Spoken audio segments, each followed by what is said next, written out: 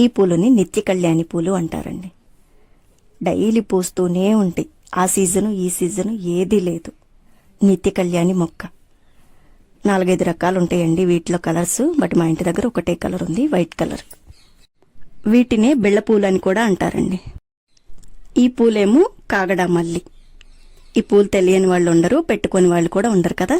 Season వచ్చిందంటే చాలండి, మూరల కొద్దీ మాలలు అవుతానే ఉంటాయి. ఈ కాగడామల్లి పాదులైతే 3-4 చోట్ల ఉన్నాయండి పెరట్లో.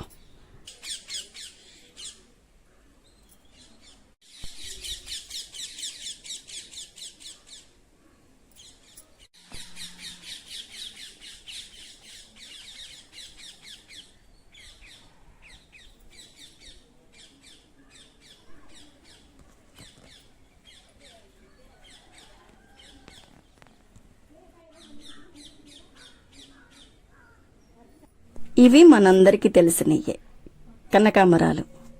కనకాంబరాల్లో నాకు తెలిసినవి 2 కలర్స్ అండి, పసుపు, ఎరుపు. మళ్ళీ ఆ ఎరుపులో కూడా చాలా రకాల షేడ్స్.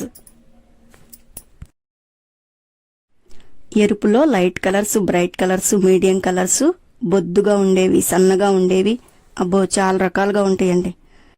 పూలు కూడా చూడటానికి ముద్దుగా భలే ఉంటాయండి, చాలా బాగుంటాయి. కాగడమల్లి పూలలో కనకాంబరాలు వేసుకుని మాల కడితే చాలా అందంగా కనిపిస్తుందండి, బాగుంటుంది. దేవుడి పటాలకు వేసుకుంటే చాలా నిండుగా ఉంటాయండి, పూజకి చాలా ఉపయోగపడతాయి. ఇంకా మనం కూడా పెట్టుకోవచ్చు. ఈ పూల మీద చుక్కలు చుక్కలు ఉన్నాయి చూడండి, వీటిని చుక్క మల్లెపూలు అంటారు. వీటిని కూడా మాలలు కడతారండి, దేవుళ్ళకు ఉపయోగించుకుంటారు. మాలలు వేసుకునే టైంలో అయ్యప్ప స్వాములు, అమ్మవార్లకి ఈ మాలలు కూడా ఉపయోగిస్తారండి. ఈ పూలని ఏమంటారో తెలుసా అండి? నిత్య మల్లెపూలు అంటారు. నిత్య మల్లె చెట్టు అండి. నాకు 2 కలర్స్ తెలుసు, వైట్ కలరు, ఈ కాషాయం కలరు. వీటిని కూడా దేవుడి పూజకు ఉపయోగిస్తారండి. నిత్యం పూస్తూనే ఉంటాయి, అందుకే వీటిని నిత్య మల్లెపూలు అంటారు. ఇవి పెద్ద చెట్లు అయితే చాలా పూస్తూనే ఉంటాయండి. ఇది చిన్న మొక్కేనండి, కొన్ని పూసినాయి అనమాట. అదే పెద్ద చెట్టు అయితే పూస్తానే ఉంటుంది, చాలా అందంగా కనిపిస్తుంది. ఇవి తెలుసు కదండి, మందార పూలు. మా ఇంటి ముందున్న మందారం చెట్టు లక్ష్మీదేవిలాగా కలకలలాడుతూ ఉంటుందండి. అసలు ఎన్ని పూలు పూస్తుందో. మా ఇంట్లో పూజకు మేం కోసుకోగా మళ్ళీ వేరే వాళ్ళు కూడా కోసుకెళ్తారండి. అన్ని పూలు ఉంటాయి, అసలు పూజకి పువ్వు అనేది లోటే ఉండదు.